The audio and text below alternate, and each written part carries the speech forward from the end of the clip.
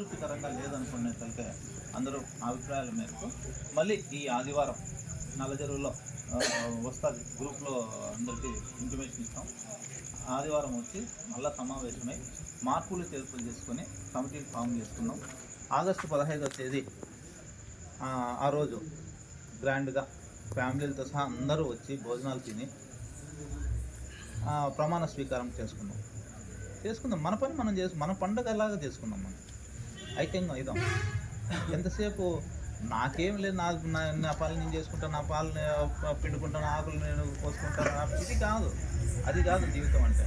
మనం సంఘటితమైతే ఎట్లా ఉంటుందో, ఆ లైఫ్ ఎట్లా ఉంటుందో అనేటటువంటిది మనం ఆలోచన చేసుకోవాలి. మనం చిన్న పని కూడా చేసుకోలేము ఒంటరిగా.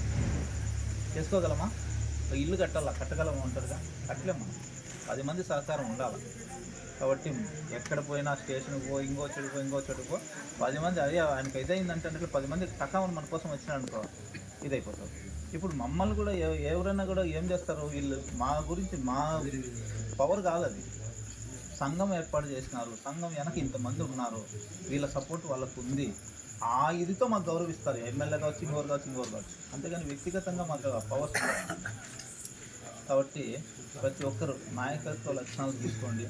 అలాంటి అందరినీ కలుపుకొని పోయేటటువంటి నాయకులను ఎన్నుకుందాం. ఒక ప్యానల్ తయారు చేసుకుందాం. ఏకగ్రీవంగా ఎన్నుకుందాం. పోటీలు ఇచ్చి యాక్ట్ ఎంత, ఈడెంత చెప్తే వాడెంత ఈడెంత అనుకుంటపోతే నువ్వెంత అంటారు. అది వద్దు. మనకు అందరికీ సహకారం ఇచ్చి ప్రతి ఒక్కరిని చేపట్టుకొని లాగుదాం. విద్యా ఉపాధి గురించి అన్ని సార్ చెప్పినాడు. కాబట్టి ఇక మీరు మాట్లాడే వాళ్ళు బాలాజీ అన్న ఇట్లా వాళ్ళు మాట్లాడాలి. ఈ అవకాశం ఇచ్చిన మీ అందరికీ.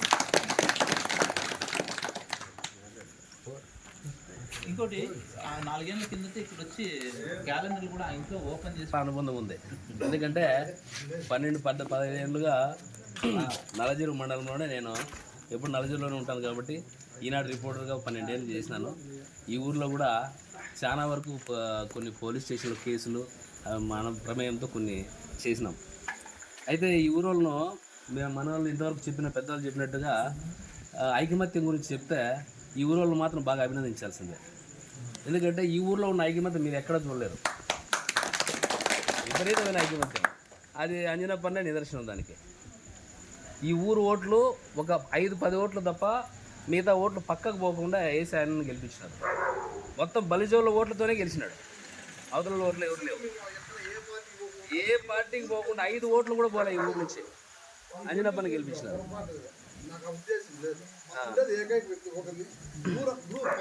గెలిచి సొంతంగా వేరే పార్టీ పోతే ఏమంటారు? కరెక్టే. అయినా ఇప్పుడు పోదాం ఎక్కడ కాల్చింది అక్కడ. ఒక 10 మంది ఊరందరూ నా మీద చేసిన దానికి వాళ్ళ కృతజ్ఞతగా ఊరికే కట్టుబడి ఉన్నాం. కానీ ఆ పదవులు కాసిపోవాలని.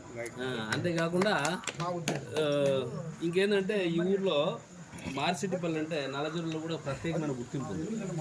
సామాన్యంగా ఎవరు ఈ ఊరు వాళ్ళు జోలికి పోరు. అన్ని చాలా మంచి లక్షణాలు చాలా ఉన్నాయి, కొన్ని అవలక్షణాలు కూడా ఉన్నాయి. మన దానిలో మార్చుకుంటే సరిపోతుంది అంతే. కానీ మిగతా మా గ్రామాల్లో ఇంకా మిగతా 4-5 గ్రామాలు ఉన్నాయి. మాకు ఐకమత్యం లేదు. కొంచెం మీరు చెప్పినట్టు అవలక్షణాలు అన్నీ ఉన్నాయి, కానీ ఒక మంచి లక్షణాలు కొన్ని ఉన్నాయి.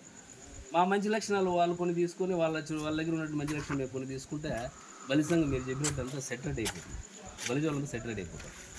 కాబట్టి ఈ మధ్య కాలంలో కూడా ఒక కేసు మన వాళ్ళదే ఈ ఊరు వాళ్ళదే వస్తే స్టేషన్లో పెద్ద కేసు కట్టకుండా సెట్ చేసినాం. ఎందుకంటే అది వాళ్ళు కొంచెం ఒక పిఎస్సిని బాగా కొట్టినారు మన వాళ్ళు. వాళ్ళ తల్లిదండ్రులను వాళ్ళందరినీ కుమ్మేసినారు. అయినా మళ్ళీ ఏదో ఎస్ఐ వాళ్ళంతా చెప్తే జరిగింది. మిగతా వాళ్ళు మన వాళ్ళంతా మాట్లాడితే. కాబట్టి మనమంతా ముఖ్యంగా ఏమంటే మనకు ఆత్మవిశ్వాసం కోల్పోయినాం. ఎందుకంటే మన వల్ల ఏమీ కాదనే ఆత్మవిశ్వాసం కోల్పోయినాం. ఇంకోటి బలిజలు అనే పేరు కూడా చాలామందికి తెలియకుండా ఉంది. అంటే మిగతా కులాల వాళ్ళకు కొన్ని ప్రాంతాల్లో బలిజలు అంటే ఊరు అనే పరిస్థితి కూడా ఉంది. వాళ్ళకి చెప్పండి, తిరుపతి కానీ, శ్రీశైలం కానీ, కాళహస్తి కానీ, మన సింహాచలం కానీ ఈ దేవాలయాలన్నింటినీ అభివృద్ధి చేసింది గొప్పగా, అవి ప్రపంచానికే గొప్ప దేవాలయాలు అనిపించేట్టు చేసింది కూడా కృష్ణదేవరాయలే. ప్రపంచంలో ఎక్కడా లేనటువంటి నగరము హంపీలో ఉంది. 20,000 దేవాలయాలు ఉన్నాయి. మనం చూడాలంటే 1 నెల రోజులు సరిపోతుంది. అప్పుడు పర్షియా దేశం నుంచి కూడా ఆ నగరానికి చూసేకి వచ్చినారు. నేను 3 సార్లు పోయినా. ఎక్కడి నుంచి, న్యూజిలాండ్ నుంచి, ఫ్రాన్స్ నుంచి, ఇట్లా పెద్ద చాలా దేశాల నుంచి ఇప్పటికి కూడా యాత్రికులు వస్తూ ఉన్నారు. వాళ్ళు చూసి అబ్బురపోతారు, ఎవరు ఇంత పరిపాలనా దక్షుడు, ఈ రాజవంశం ఏంది అని చెప్పేసి వాళ్ళ చరిత్రలో, వాళ్ళ బుక్కులుగా మన చరిత్రను, మన బలిజల చరిత్రను వాళ్ళు చదువుకుంటూ ఉన్నారు. దానిపైన పిహెచ్డీలు చేస్తూ ఉన్నారు. అంత గొప్ప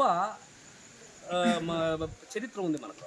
అంత గొప్ప చరిత్ర ఉన్న మనము ఈరోజుకు కాకపోతే ఆత్మవిశ్వాసం కోల్పోయి యాడికి పోయి మమ్మల్ని ఎవరు మాట్లాడతారు, మేమేంది, మాకు ఎవరు సపోర్ట్ ఉన్నారనేటువంటి న్యూనతాభావంతో ఉన్నారు. దీనికి కారణం ఏంటంటే మనల్ని మనం తెలుసుకోలేకపోవడం, మన శక్తి సామర్థ్యాలను మనం గుర్తించకపోవడం.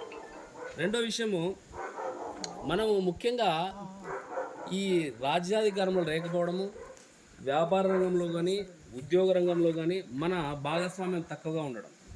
ముఖ్యంగా మనం ఎక్కువగా వ్యవసాయము, చిన్న చిన్న కుటీర పరిశ్రమలు, చిన్న చిన్న రంగాల్లో ఉండిపోవడం వల్ల మనము ఒకరినొకరు తెలుసుకోకుండా, మన బలాన్ని మనం తెలుసుకోకుండా న్యూనతాభావంతో ఉండిపోయినాం.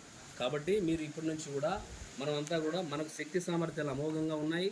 గతంలో మనకు 300 సంవత్సరాల పాటు ఈ దక్షిణ భారతదేశాన్ని అంతా ఏలినటువంటి చరిత్ర మనకుంది. అంతేకాకుండా ఆ తర్వాత కూడా చాలా రాజకీయ రంగంలో మన ముద్ర అనేది చాలా చిరస్మరణీయమైంది. కానీ దాన్ని ఎవరు కాదనలేరు. కాకపోతే ఇదే గతంలో మన రాష్ట్ర విభజన తర్వాత మొట్టమొదటిసారిగా నీలం సంజీవ్ రెడ్డి మన జవసత్వాలను తొక్కేసినాడు. మనకు బీసీ రిజర్వేషన్లో ఉన్నటువంటి మనల్ని ఓసీలోకి చేర్చి, ఎందుకంటే ఆయన ఉద్దేశం ఉద్యోగ రంగంలో అని కాదు, ఈ బీసీ రిజర్వేషన్లో కనుక బలిజలు ఇంత శాతం ఉన్నటువంటి బలిజలు ఉంటే, వీళ్ళు ఐక్యమైతే కనుక రాజకీయ రంగంలో కాపు రెడ్లకు అనేటువంటి స్థానమే లేకుండా చేస్తారు. ఎందుకంటే లోకల్ బాడీ ఎలక్షన్స్లో కానీ మిగతా చోట్ల కానీ రిజర్వేషన్ వచ్చేస్తుంది కదా మనకు. కాబట్టి రిజర్వేషన్ వచ్చేసి ఒకసారి అధికార నాయకత్వం వహించిందంటే వాళ్ళు ఇంకా ఎందుకు పనికి రాకుండా పోతారు. కేవలం 6% వాళ్ళు ఉండేది.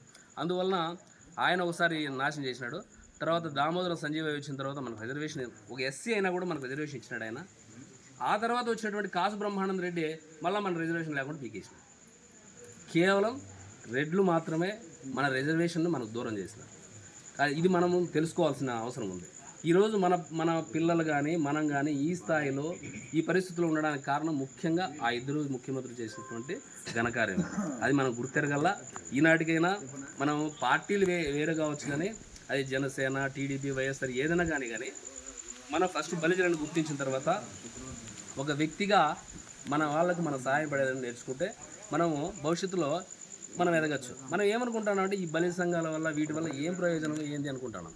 కానీ మనము ఈరోజు ఒక రెడ్డి, ఒక కమ్మ ఏదైనా ఉద్యోగమో వ్యాపారమో లేదంటే ఏదైనా చేస్తే వాళ్ళు చేసే తప్పుల్ని ప్రశ్నించడానికి మిగతా వాళ్ళు భయపడతారు. ఎందుకంటే వాళ్ళతో పాటు వాళ్ళ బంధువులు ఏ రంగాల్లో ఎక్కడెక్కడో ఏ స్థాయిల్లో ఉంటారు, వాళ్ళని మనం ఏ విధంగా ఎదుర్కోలేమనేటువంటి ఫీలింగ్తో వాళ్ళకు పోటీనే పోం. వ్యాపార రంగంలో పోం, రెడ్డిలో ఏ రంగంలోనూ మనం పోటీ పోం. ఆ పరిస్థితి మనకు లేదు, మనకు ఆండ మనకు లేదు. ఎందుకు లేదంటే మనం ఐక్యం కాలేదు. ఐక్యం ఎందుకు కాలేదంటే మనలో ఆత్మన్యూనతాభావం ఒకటి ఉంది. గతంలో మనము ఈ మధ్యకాలంలో గత 200-300 సంవత్సరాలుగా మనము మన ముద్ర వేసినటువంటి పరిస్థితులు లేవు. ఆ పరిస్థితి నుంచి మనం మారాలా. ఈ మార్సిటిపల్లో ఉన్నటువంటి మంచి లక్షణాలు మేము కూడా కొన్ని నేర్చుకుంటాము. కానీ మాలో ఉండే మంచి లక్షణాలు కూడా మీరు కొంచెం నేర్చుకోవాలి మా పల్లెల నుంచి. అవి నేర్చుకొని ఇంకా రెండోది విషయం ఏంటంటే, గతంలో ఈరోజు మనం చాలామందికి ఏమి జనాలు ఇటు రాలేదంటే మాకు ఎవరు చెప్పలా అన్న. పొద్దున్నే మార్నింగ్ మనం మెసేజ్ పెట్టిన గ్రూప్లో దాదాపు అందరికీ తెలుసు. తెలియకపోతే పోనే, చెప్పకుంటే పోనే. ఇది ఊరు కదా, చుట్టూ 50 మీటర్లో ఉన్నాం మన వాళ్ళు. అందరూ ఇక్కడికి వచ్చి ఆడవాళ్ళు కూడా వచ్చేయచ్చు. అందరూ తెలుసుకుంటే మంచిది కదా. ఏమైనా పని ఏం లేదు కదా మనకు. మా ఊర్లో రాండి, అదే మంచి లక్షణాలు చెప్తాం. మేము మా ఊరంతా ఆడ పెడతాం. మా ఊరందరినీ ఒక్కరు కూడా మిస్ కాకుండా ఆడ దేవాలయం దగ్గర పెడతాం. అది మీరు కూడా తెలుసుకోండి. అదే మీరు మంచి లక్షణాలు ఉన్నాయని చెప్తాం కదా, దానిలో అట్లే సజీవంగా నిలుపుకొని రాబోయే ఎలక్షన్స్లో కానీ వచ్చే పరిస్థితుల్లో కానీ ఎప్పుడైనా ఉండండి, అదే విధంగా నిలబడండి. ఇంకోటి, మీరు చాలా మందికి ఈ ఊర్లో మన ఎంఆర్ఓ మేడం కళావతి ఉండే, ఆమె నేను రిపోర్టర్ ఉన్నప్పుడు ఏం చెప్తే అది అంటే పాస్బుక్లు కానీ ధర్మబద్ధంగా ఉండేది, న్యాయబద్ధంగా ఉండేది, తప్పులు కాదు. ఒక్కటి కూడా తప్పులు లేవు. మనం చెప్పింది ఈ పాస్బుక్ చేసేయాలి మేడం అంటే చేసేది లేదు, ఇది చేసేయాలి మేడం. ఇది మన అంజనప్పన్న కూడా, మా బాబు అంజనప్పన్న కూడా ఒకసారి 50,000 ఆయనకు పంట నష్ట పరిహారాన్ని ప్రత్యేకంగా రాపించినాం. ఇట్లాంటి చాలా చేసినాము. పోలీస్ స్టేషన్లో కేసులు అయితే చాలా వరకు పరిష్కరించినాం మన వల్ల మన చేతనైనంత వరకు. కాబట్టి మీరు ఎప్పుడు కూడా ఆ మంచి లక్షణాలు కొనసాగిస్తారని కోరుకుంటూ విరమించుకుంటాం. మీకు అవకాశం ఇచ్చారు. మాట్లాడారు